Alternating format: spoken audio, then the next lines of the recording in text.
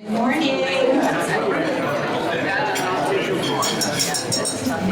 Good morning.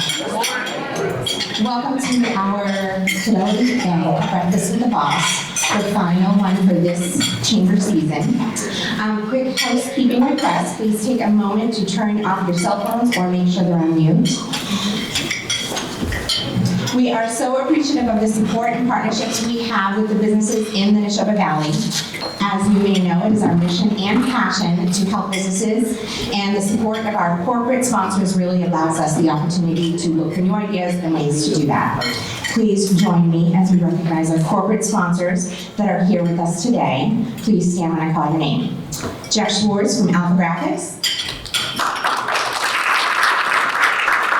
Nadia and Jim from Enterprise Bank. John Jarvis Board. Jose Banch from J&S Business Products. Colleen Clark, Mount Wachusett Community College. And Laura, Chelsea, and Ashley from Spring Hill Suites and Bennett's Common Center. Of course, we wouldn't be here at the Breakfast with the Boss without our breakfast sponsor, Fidelity Bank. Fidelity Bank has been a sponsor and a supporter of the Neshoba Valley Chamber and this breakfast series for over 20 years. I would like to welcome out Joe Silva, Chief Lending Officer of Fidelity Bank, to say a few words and tell us what Fidelity has been up to.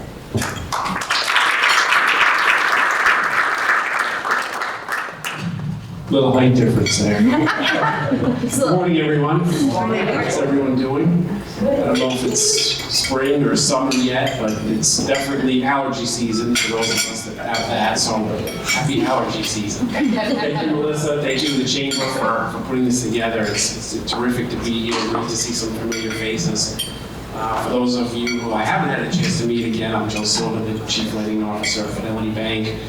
Happy to be here, proud to sponsor. The reason I've only been at the bank for a couple of years, and the reason that I chose to go to Fidelity Bank, in addition to the wonderful colleagues that I have the opportunity to work with, is the bank's philosophy. And our life design banking promise is the way that we help our clients get the clarity they need to move forward with confidence. And we like to use both our heads and our hearts to help you get where you want to be. And we do that through a four-step care process where we meet with each client every single time, connect and collect, analyze, recommend, and execute. And so we love the opportunity to speak with any one of you. And we have a table of colleagues there in the back, if you could raise your hand. So any business banking, lending questions that you have, love to take a few minutes to chat with you. So thank you, everybody. Looking forward to the program. And again, proud to be a sponsor.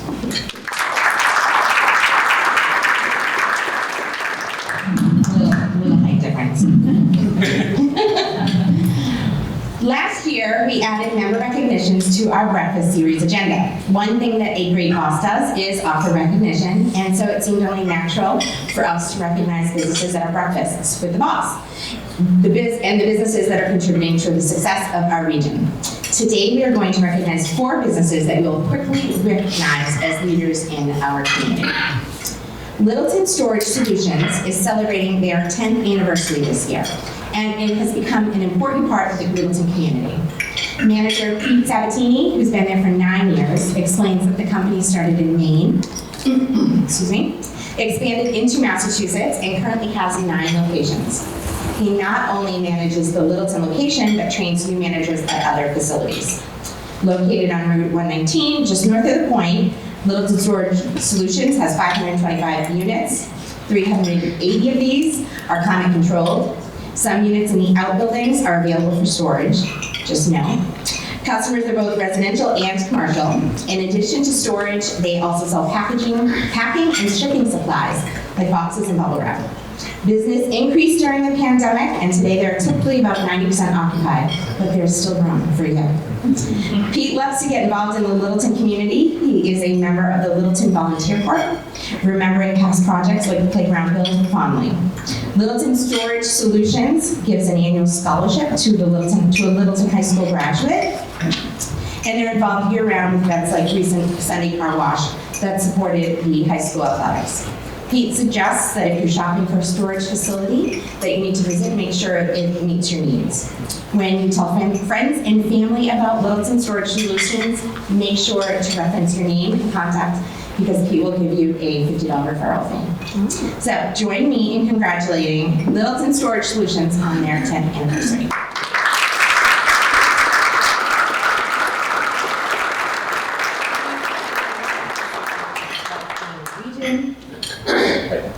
Well, thank you for having this. I've been here 9 years. It's one of the best decisions I've ever made to come. I came from Gardner. I used to say it's a little bit different economy from Gardner to Littleton.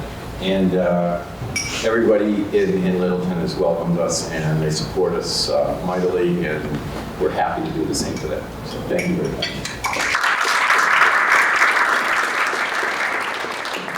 And for all of our award recipients, we'll do photos at the end. Barbara Drury, owner of Manilow's Dog and Daycare, is not surprisingly a big fan of Barry Manilow. One of the singer's important messages is, find what you love and do it. These words illustrate how Barbara lives her life.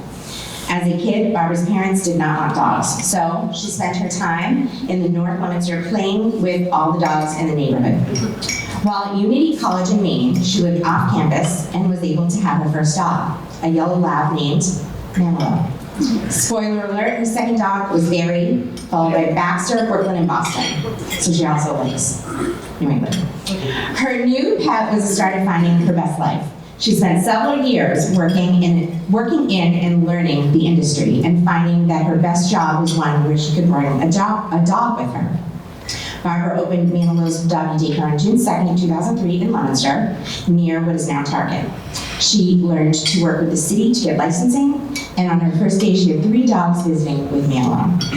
As chamber members will appreciate, it took time and hard work to get her new business off the ground.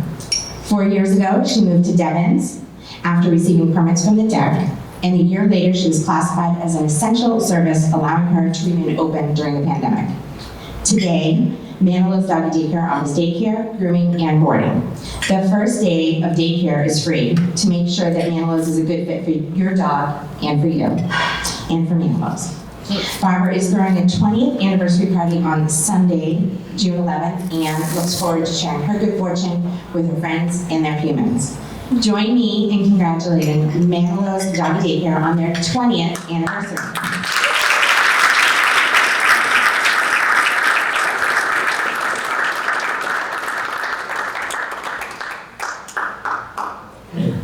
Does not want to say anything. Thank you very much.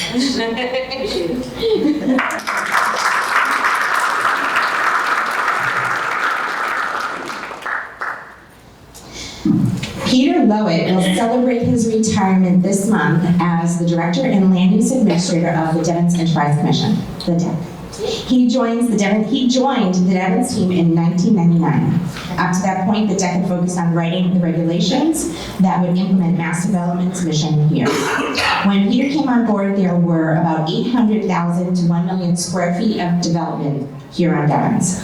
Today, that number is approaching nearly 7 million square feet. Peter says that it has been a wonderful career and that he is fortunate to have seen the reuse plan come to fruition and for Devens to have brought together so many wonderful companies. He sees Devens with stakeholders like Commonwealth Fusion Systems, Bristol Myers Squibb, as both part of the solution to climate change and possible cures for cancer. Under Peter's guidance, Devens has become a model for sustainable development. In 2000, the Devens Industrial Ecology Project, I haven't had enough coffee, you knew this was going to happen at some point during my talk, was developed. This work continues, with Devens becoming LEED certified community in 2018, followed by 4-star rating by Star Community Rating Systems, both leading frameworks for evaluating and recognizing local sustainability. Today, Devens has over 100 businesses contributing $3.8 billion annually to the Mass economy. Peter is comfortable that he is leaving the DEC in the very capable hands of Neil Angus, and he looks forward to spending time with his wife and grandchildren, and he has some exciting travel plans. The Devon's Enterprise Commission will be celebrating Peter's service with a gathering here on July 14th. If you're interested in joining, let us know. Join me in congratulating Peter Lowen on his retirement and thanking him for his 24 years of service to the Devon's region.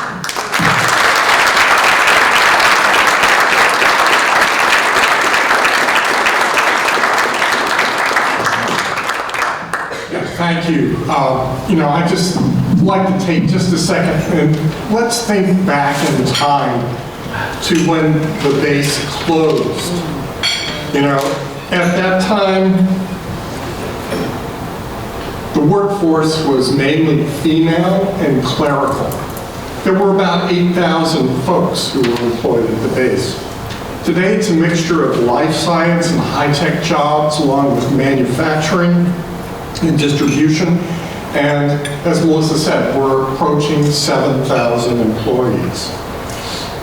A UMass Donahue Institute study on Devon's in 2020 credits the Commonwealth with creating over 6,000 jobs with an annual payroll of $547 million and an average annual wage of about $90,000. And again, we contribute over $3.8 billion to the Massachusetts economy. Work I began as chair of the Fitchburg Line Working Group has resulted in over $272 million in investment in the Fitchburg Line commuter rail. We've cut the time for trains to go from North Leominster to Porter Square by 20 minutes, and we've increased service and reliability for commuters. Devon's attracts visitors from all over the world. And, this year we've had visitors from South Korea and as close as Yale University with a bunch of graduate students coming up to see what we've done that's been so successful. Now, did anybody catch the Devon's Eco-Efficiency Center spot on Channel 4 earlier this year? It was pretty cool. Our own little Eco-Efficiency Center diverts over 170,000 tons of materials from landfills over the past 10 years. Pretty impressive. And with the Chamber's help and collaboration, and with our host communities of Air, Harvard, and Shirley, we've worked with the legislature and raised the development cap at Devon's. The Chamber has been a long-time partner throughout my tenure at the Devon's Enterprise Commission.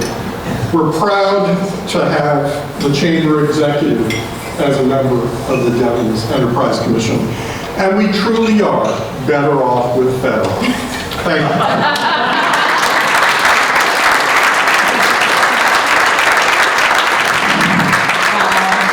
I hoped everyone had forgotten about that. Thank you, Peter. You now erase it from your mind. Oh boy. Very good.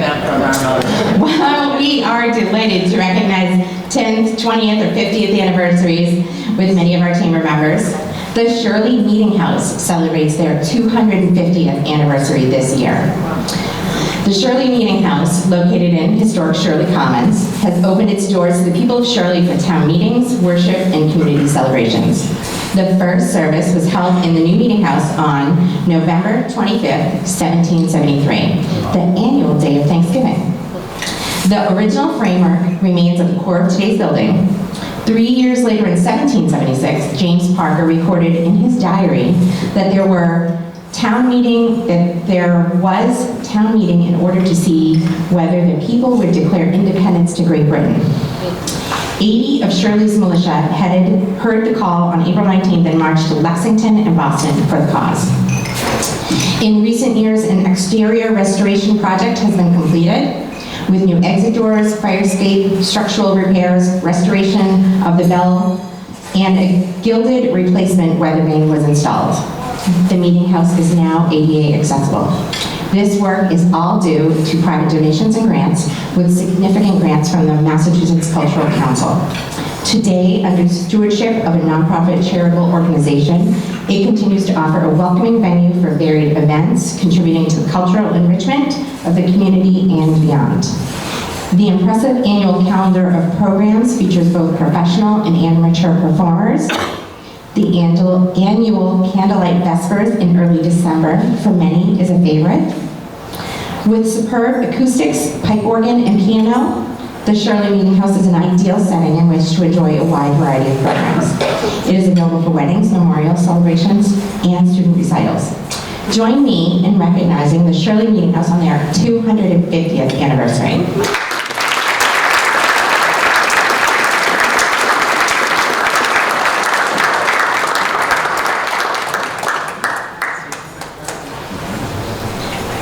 And joining us is Paul Prisvilla, who is a former Chamber Board member and Fidelity Bank. And Fidelity Bank, right.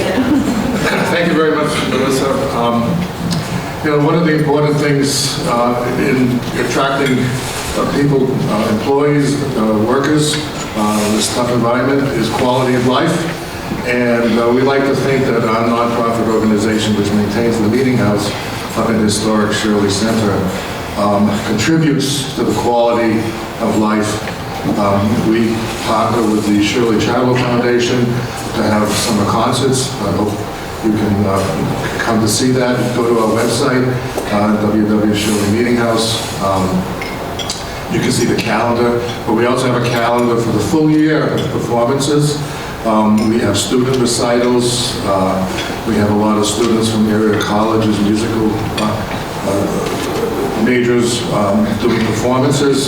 So it's not a museum, it's a very active place, it's a beautiful building, and I encourage all of you to come visit. Thank you.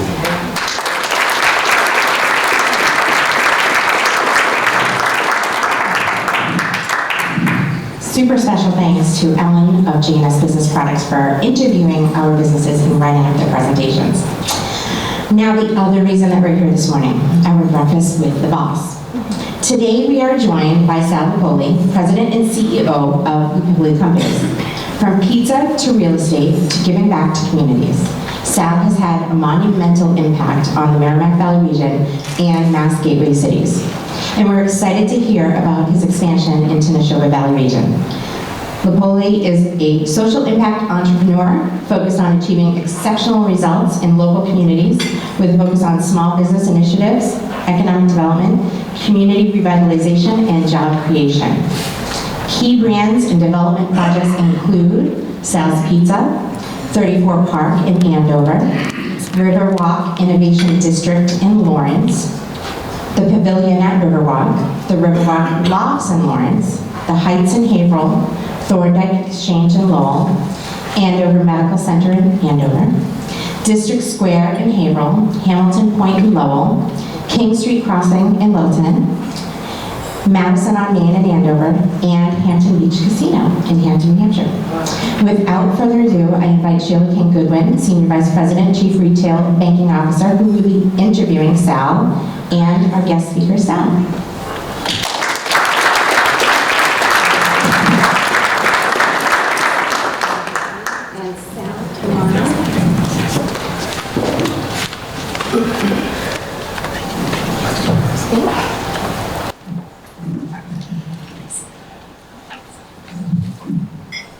Good morning, everyone. Good morning.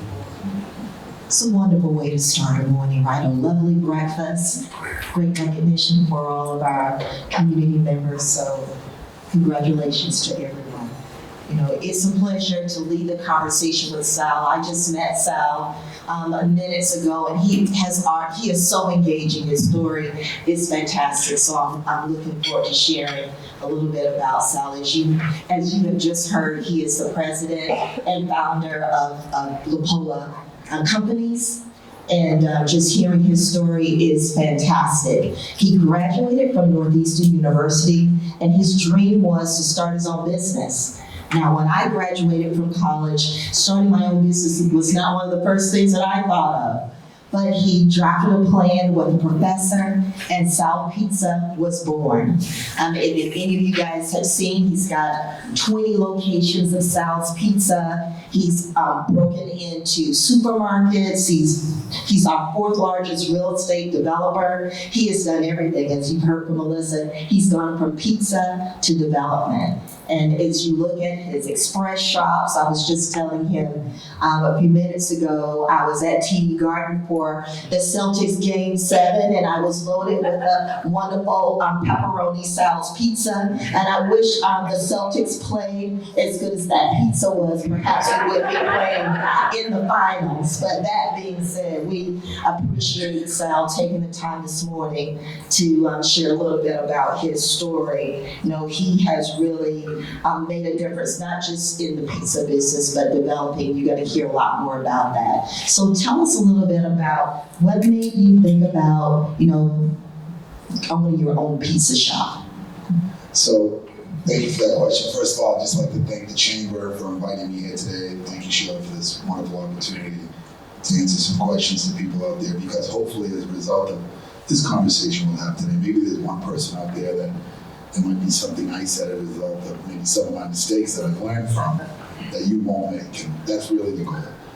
But really, if I can come back to that question, it starts with a little bit of a journey, if I can talk a little bit about that. Humility might be one of my favorite words, because I think it impacts all of us, certainly in our life, in our families, in business. And so I strive to remember that word every single day.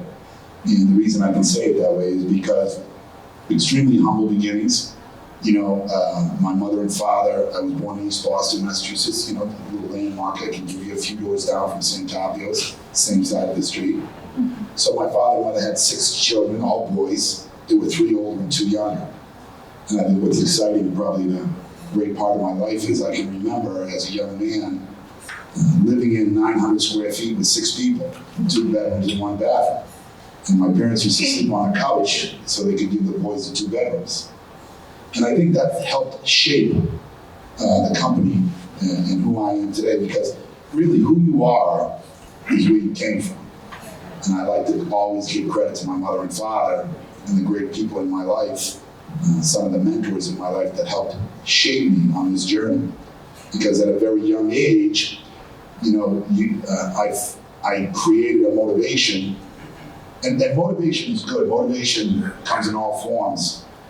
Sometimes people are motivated because they want some of the finer things in life, and that's not bad. That's not a bad thing, as long as you don't sacrifice your reputation for riches. Then it becomes bad.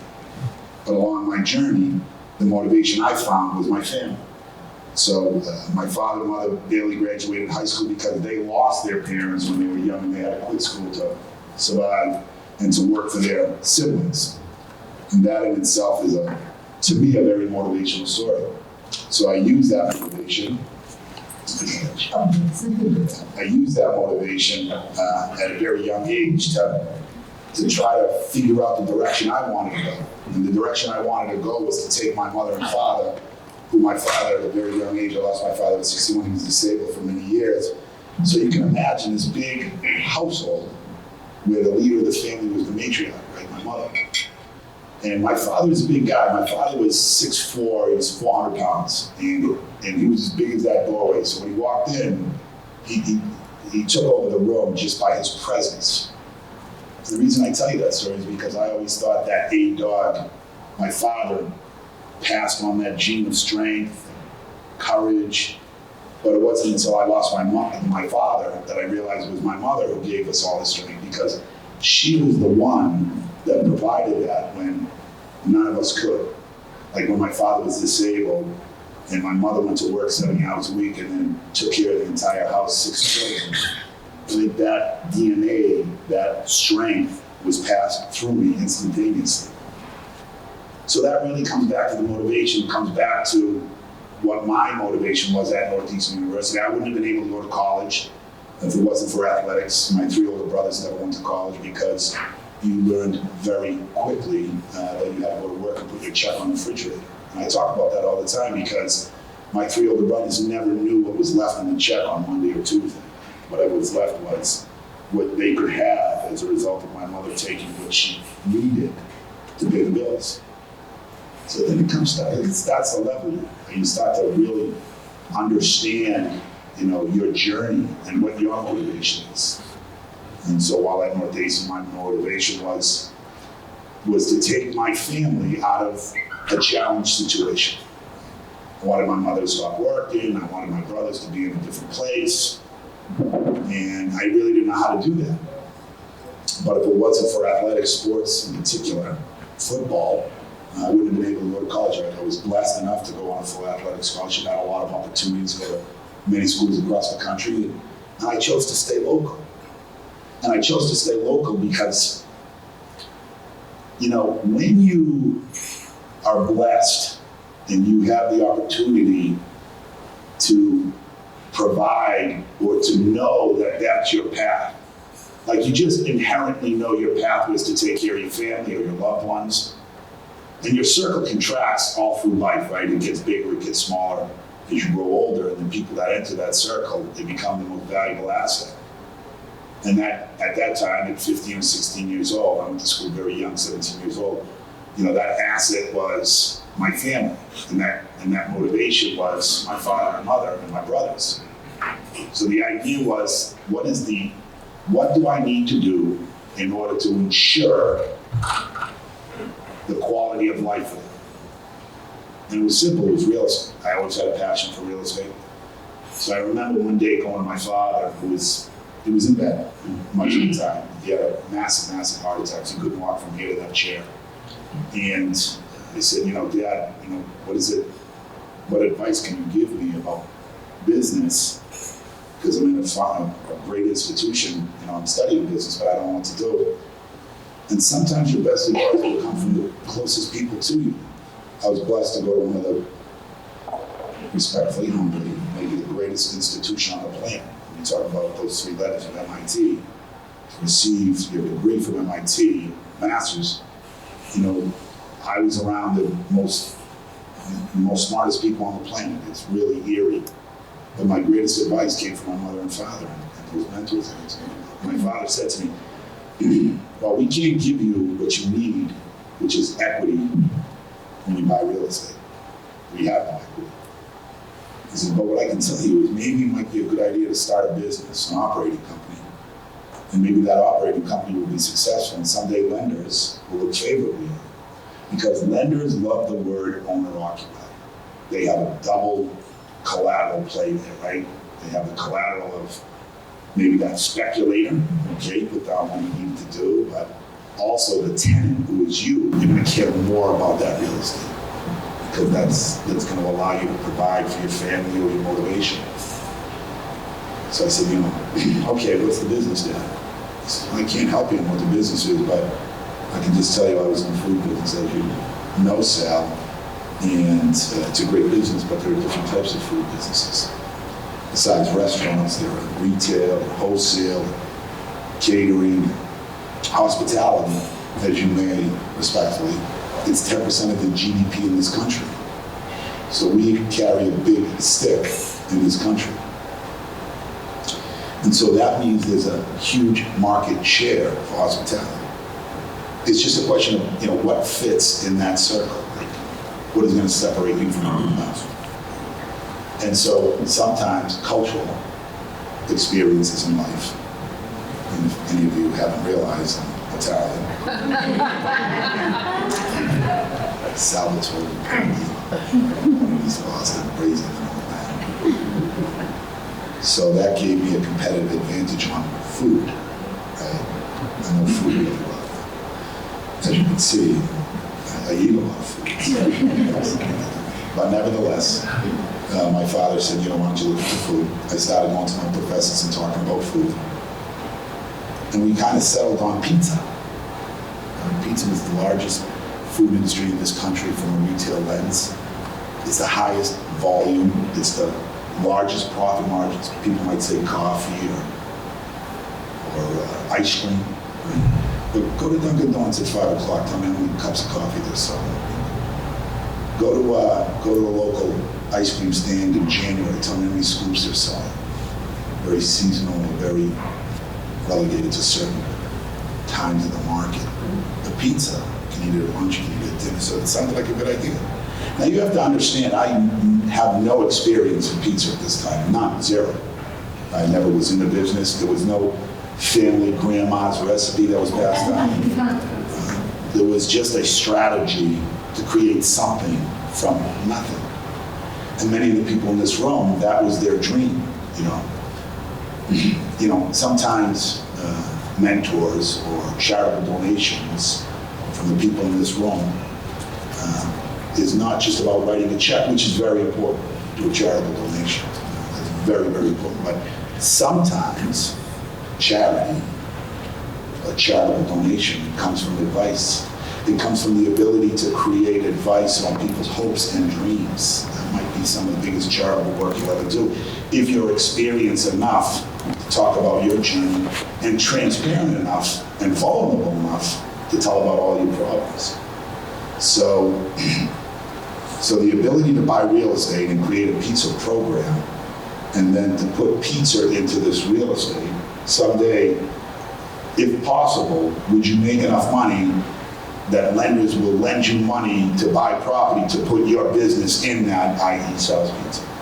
So respectfully, Sal's Pizza today is, we have over 120 locations. Of those 120 locations, franchise, license agreements, corporately owned stores, relationships, some of them that you've added.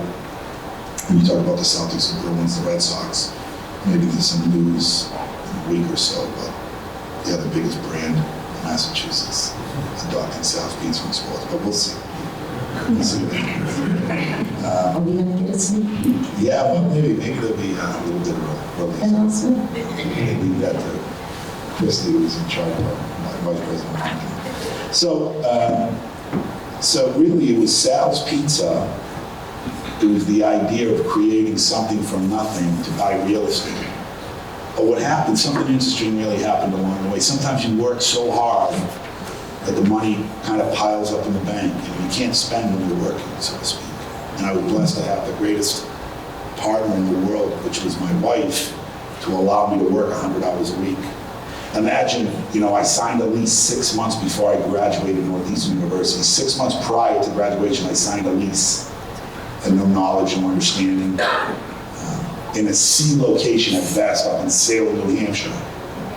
And 6 months after I got my diploma, I was working in the store with my diploma hanging over on an oven.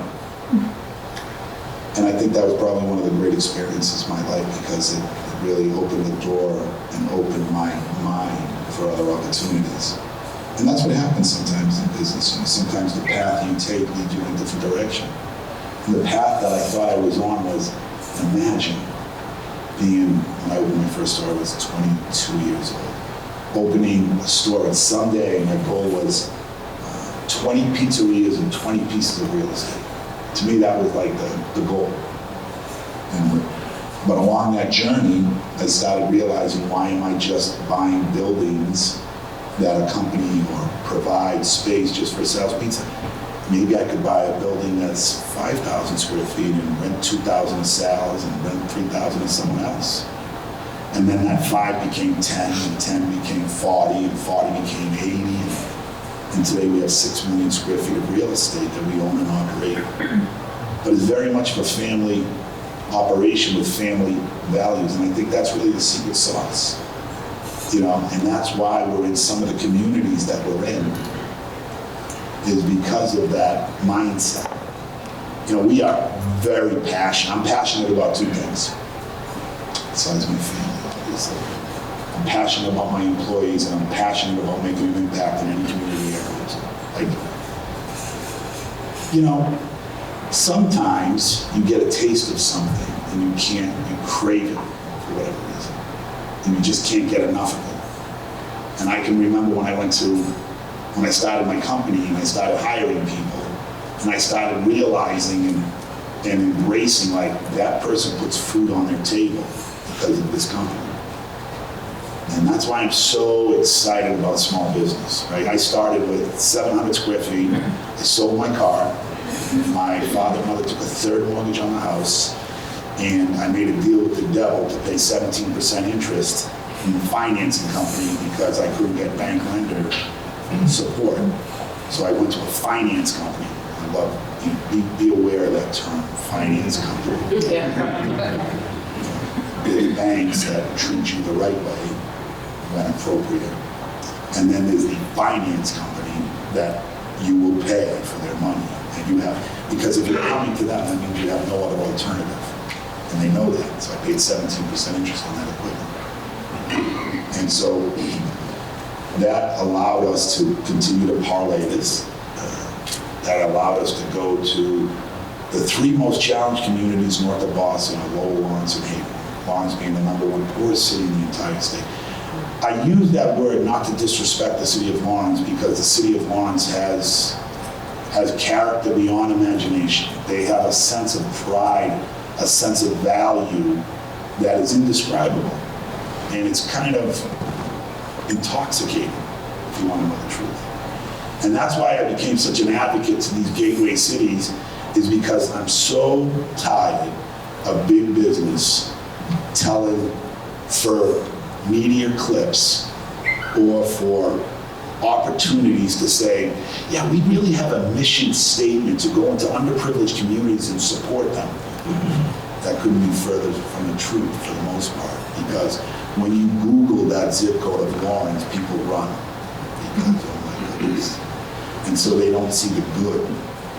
So like one of the big reasons I hope to have many opportunities like this is because I want to bring to the forefront of the good that can be caused when people make an investment in a large-scale opportunity, especially in gateway cities. So we'll talk a little bit about Littleton and why I'm passionate and bullish on Littleton. You know,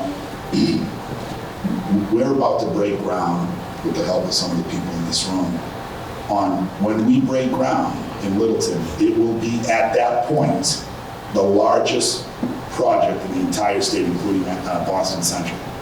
Now that's a big term because Assembly Road has already broken ground. Suffolk Downs has already broken ground. You know, some of the large-scale projects in Boston have already broken ground. So when we break ground, at that point, we will be the largest project at that point to have broken ground. That's a big deal. 2.9 million square feet of development. So you say to yourself, how does Littleton, Massachusetts, how do they attract something like that? Littleton will be the beneficiary of millions of dollars in taxes, $7, $8, $9 million in taxes in years to come. But as a result of the location, which is 60 feet off the highway entrance, it will not be Littleton that the workers, which I hope so, or some of the people that live there, which I hope so, will not be the real beneficiary. It will be the rest of Massachusetts that lives 30 minutes north and south on 495. It will be the companies that say, why do I have to leave the state when I can go to this incredible environment with great values? So sometimes locations you don't choose, locations choose you. And if your criteria is such of what we have followed, like Lawrence, Haverhill, well then it became natural to go to a community that gets it. Like Littleton, for 9,000 people, they get it better than sometimes a community of 100,000. I've seen it. We are in 1/7 of the state of Massachusetts with some product, company, program that we get to interact with selectmen, city managers, town managers, councilors. But Littleton, Massachusetts, they get it, and more communities like Littleton need to embrace the opportunities in front of them and take advantage of their assets. You talked about your passion for developing, and we talked a little bit about Littleton and the dynamic nature of the project that you're going to be doing. Can you share a little bit about your vision and the timeline for Littleton? Sure. You know, private equity, which really controls development on a large scale. Many of the entrepreneurs in this room might own their own real estate, And in some way, you get a little taste of what private equity people do. But the difference between you and private equity is this. In order for private equity to be ultra successful, there's 3 little letters they live by. R, internal rate of return. Now, the faster they build a project, the faster they lease it, and the faster they sell it, the higher their IRR is. So that in itself tells you what their strategy is, which is not necessarily a bad thing. I'm just going to tell you how it's different than the people in this room, or the majority. Because the majority of the people in this room, we make an investment in our real estate that we own. We basically live there. We made an investment in our locations, and all of our locations, years later, 30 years later, we're still there. But I think that sends a statement of what we intend to do for that community or that area, right? Sometimes it's not just the community, it's the area that you impact. So we look at the opportunity to become part of the fabric of the community in every one of the cities and towns that we're in. And as a result of becoming part of the fabric, you become part of, not all, but part of the solution when there's a problem. Maybe there's a piece of real estate that needs to be developed because it became the eyesore of that city or town. And that developer goes in, who's part of the fabric of that community, steps to the plate and they buy that piece of real estate because it changes the perspective of that city or town. So we feel that the opportunity to invest in a long-term relationship that our record and our reputation shows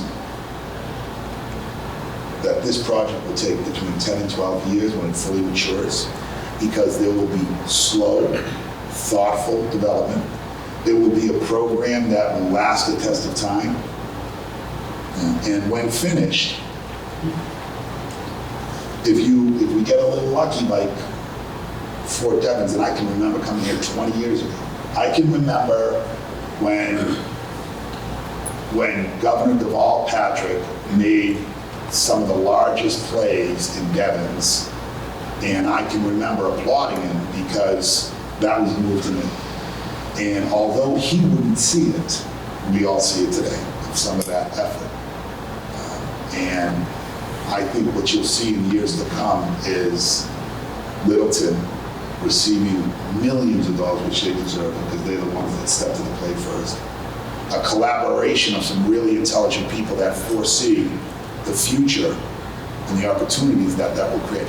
I was talking to some of the selectmen and planning board members and some of the team members that built Littleton or are responsible for the future. And I said to them, the success will come and you won't even be in office. The success will come for your children or for the next selectman board, the next 3 selectmen boards, the next 3 managers. So we feel that that project is a 10 to 12-year program. You mentioned working with elected officials. How have you navigated that in all of the projects, and particularly in Littleton, to make sure that your projects are successful? So when I made the transition to go to hospitality to a bigger footprint or presence in development, is because I felt I was best suited, and my organization, my team members, were the best ones to make that transition. And so the question is always, Sal, how did you go from pizza to owning 6 million square feet? And too many times they use the word Sal or me, but it's really the 900 employees of the organization and the people that touch our organization. But it's very simple. I think I'm the most suited to be the best developer, ready for this, in the entire country. Now you can be as good, but I'll tell you why you won't be better. Because in order to be great in development, you have to care about the customer's experience, you have to build a quality product, you have to build a product that's going to be well received, you have to produce a product that you're going to make a profit on, or you're going to be sustainable. So when made this decision to go all in Lawrence 20 plus years ago. He said, why you, Sal? I said, why not me? And why not now? Well, you're only 36, yeah. So imagine buying buildings in 2003 that had no roofs on them. Like homeless people were living in the buildings. You would walk in the building, step on broken glass, and they were not beer bottles, they were crack pipes. So how do you make that kind of a bet? But I think what's important is why I was well positioned for that is because when you're in the real estate commercial business, and I lease space to Bristol Myers Squibbs, 100,000 square feet. How many times do you think Bristol Myers, their manager, calls their landlord and says, the grass isn't cut, or there's a leaky roof? I'm going to tell you, barely any. Barely any. And if they do, they react to the problem quickly, or some individual addresses that problem immediately. You think the owner of the real estate for a 300,000 square foot building, or the private equity firm that pulled the trigger on it, you think their manager hears that there's a leaky roof? The answer is no. So therefore, commercial real estate to be an owner isn't very difficult if you build all of those things that I described. So maybe what's the next development opportunity? Maybe it's housing, right? Housing's a little different, right? You rent an apartment, the average apartment is 1.5 years that a person lives in that apartment on average. We actually have a little higher average because of the product we build and the structure that we have and the strategy we have. It's a different conversation, a different question. But with the housing, maybe you're getting a few more calls. There's noise next door, there's a leak coming from my ceiling. Those problems might happen a little bit more frequently. So that management company deals with it. Maybe they get that question once a week or once a month. But imagine being in the hospitality business and you come into my store every single day. And every single day I have to have the best pizza on that counter, the cleanest establishment, the best workers, the courteous workers, the biggest smiles, every single day. Well, that puts me as an expert in how to deal with customers and how to make you happy. So the transition from hospitality to development is very, very connected. It's just that developers like to keep people out of their circle. So they like to knock the pizza guy or the pizza gal for getting into their space. Does that make sense? Absolutely. As you were describing, the best pizza, the best people, the best smiles, it made me think of banking because that's what we do each and every day. When you're in the retail business, every day, every minute, every moment, every minute matters. So it made me think of that. A lot of your projects creates jobs. So when you're talking about the Littleton project, any idea in terms of the job creation? Yeah, so that's a great question. And this is the examples I'm going to give you. And you'll have to extrapolate the answer from there. Right? Because I'd be not truthful or not honest, which is the worst quality you can have in business. Integrity is everything, and reputation is everything.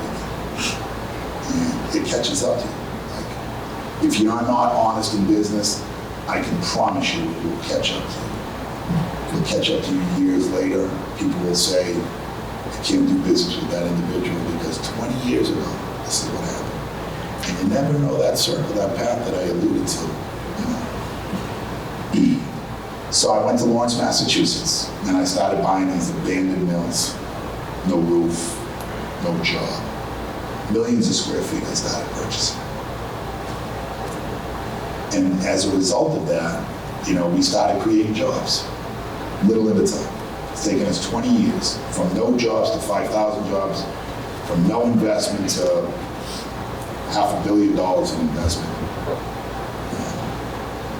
15% of the jobs that work at Riverwalk are from Lawrence Centric.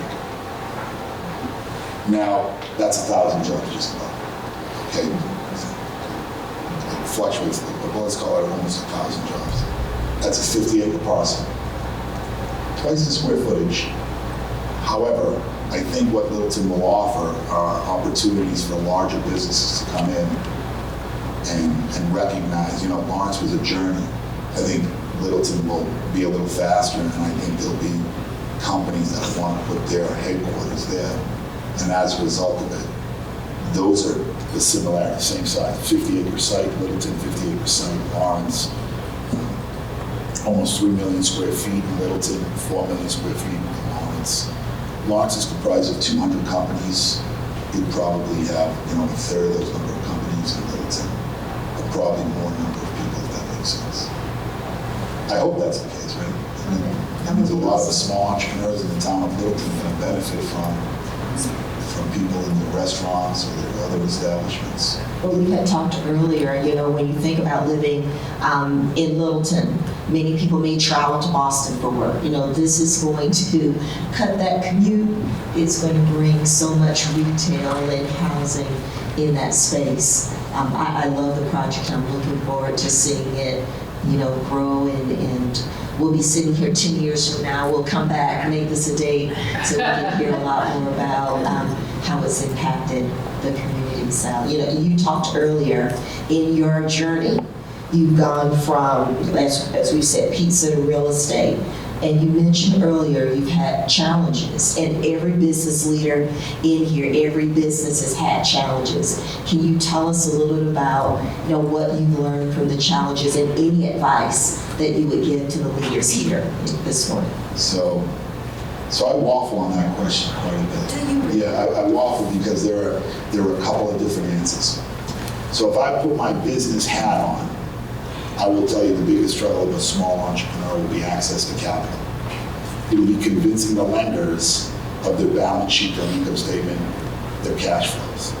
You know, when you're a small entrepreneur, those things really fluctuate quite a bit because there's a good chance that you're not even taking a check, you're taking what's left over at the end of the week, and you're deeming that as profit for the week. So sometimes that kind of fluctuates where lenders, respectfully, because that's their job, is they look for more of a stabilized kind of a program. Show me consistency. And sometimes when you're a small entrepreneur struggling, especially what this world went through over the last several years, sometimes it's hard to show that. So it becomes an economic challenge to diversify and to increase your business as a result of access to capital. Today, it's harder than ever, obviously, right? Interest rates have risen to an all-time high over the past 20 plus years or thereabouts, you know. And you know, something else has transpired. You know, the loan to value has changed in there. Some of the ratios have changed. 10 years ago, only a few short years ago, I only had to put up 20 to 25% in equity, and I would get 75 to a little bit more in a loan. Today, that number is now 65% to 35%. And unfortunately, you know, when appraisals take place today, the people that do the appraisers don't work for you. You pay the bill, but they don't work for you. Therefore, those appraisals are very tight. And I'm going to tell you the way it is. That's just the way it is. And a tight appraisal means a smaller value. A smaller value means the less capital you're going to be able to lever. Doesn't mean you don't want to do the deal, it just means you have to put up more money. So unfortunately, access to capital has been a challenge from my business lens. Now I'm going to give you some advice that I learned because although the wonderful journey I've been on, whether it's MIT or Northeastern, or great influences in my life, my mother and father, football coaches, I'm going to tell you, I paid for a lot of my mistakes.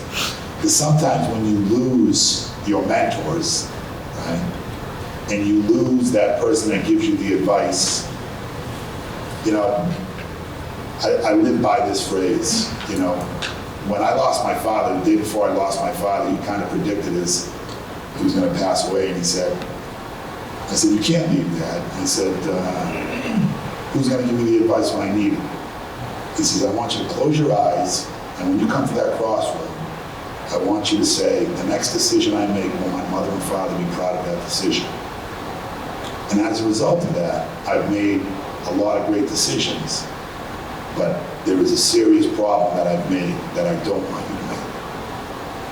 I don't want you, out of loyalty, show your loyalty in a different way, but don't elevate people around you because they were shoulder to shoulder with you when they started the business. Elevate them, take care of them, but put talented people around you that understand the responsibilities. I went from a very small company of one person to a very large company of 900 people. And along that journey, I took people that, and I'm ashamed of myself because I put people in positions of authority or decision making that they weren't qualified, but they were loyal to me. And I thought I was doing the right thing. And in the end, I hurt them. And how did I hurt them? I asked somebody to do something that they weren't capable of, and therefore there was disappointment across the board. Doesn't mean I fired them. It just meant there was disappointment. So have the strength to put the right people in the right positions. Find that spot or show your loyalty to that individual that took you there. You can never leave the girl that took you to the prom. Show your loyalty in different ways, but don't ever place people in a position that they can't support you on because you'll be doing a great disservice to them and the future of your company. Be passionate about that. That's great advice. Great advice for sure. Any of us that have been managers, Melissa's telling me, please wrap it up.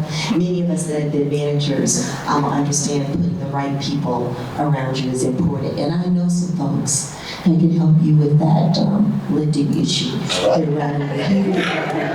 know that the banking hat just jumped out. I don't know if we have time for one question, perhaps, We can do one quick question. from the audience. Who's the one quick? If there's anyone that has a question, Jody. Hi, I have two questions.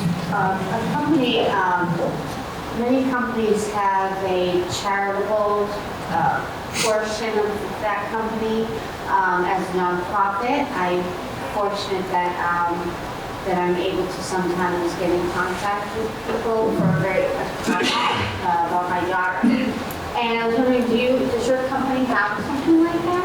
Yes, we have the Lupoli Family Foundation. Yeah, the Lupoli Family Foundation. In the name of my mother, father, my brother, James. How nice. I would have been shocked if we did. Let me just say that, I have to say. So thank you, I appreciate that. Thank you, Jody. So, And thank you, Sal. Thank you, guys.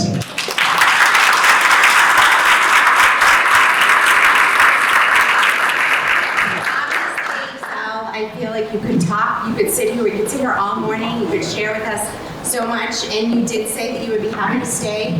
And so if anybody does have any questions, you would answer them. So thank you so much for joining us today. We do have a token gift for you, a chamber barbecue set. I was the chairman of my board of Merrimack Valley Chamber of Commerce for over 13 years, so I appreciate your hard work, and thank you. Thank you. We'll look forward to getting involved over here now. I love it. Nice.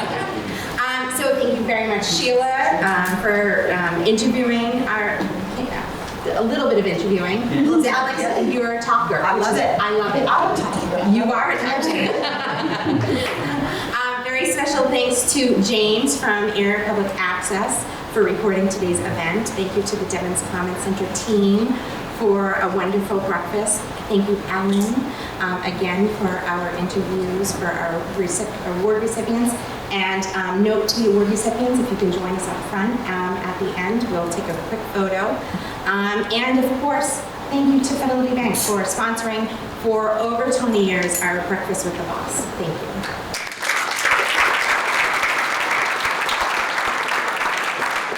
And have a wonderful day. Thank you.